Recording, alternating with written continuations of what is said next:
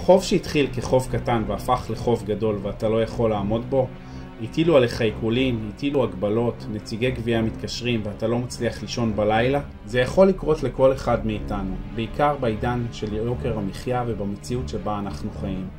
אבל תדעו, יש לזה פתרון. חשוב שתבינו, היום חוק חדלות פירעון ושיקום כלכלי מטרתו לשקם את החייב ולהחזירו לשגרה. חוק זה מעניק מגוון של אפשרויות ליציאה מן החובות. נעים מאוד, אני אביעד בללתי, אני בעלים של משרד עורכי דין שמתמחה בחדלות פירעון או במונח הישן פשיטות רגל. משרדנו מתמחה בהוצאה לפועל, ייצוג חייבים וחברות שנקלעו לקשיים. והכי חשוב, בהסדרי חוב. כן, מה ששמעת, הסדרי חוב. לצערי, אני פוגש היום אנשים רבים שמתוך מצוקה או חוסר הבנה נכנסו להליכי חדלות פירעון או מה שנקרא פשיטת רגל, וזאת למרות שיש היום חלופות קצרות יותר, מהירות יותר, קלות יותר, ובעיקר כאלה שלא ישאירו כתר. אחת מהן היא הסדר חוב שלא במסגרת צו פתיחת הליכים.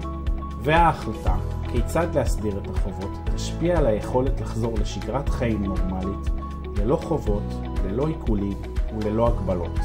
חשוב להתאים את הטיפול בחובות לכל אדם באופן אישי, וכאן אני נכנס לתמונה.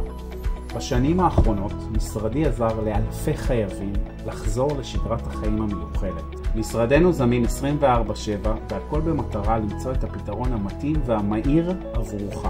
אז אל תהסס, צור קשר וביחד נשים סוף לחובות.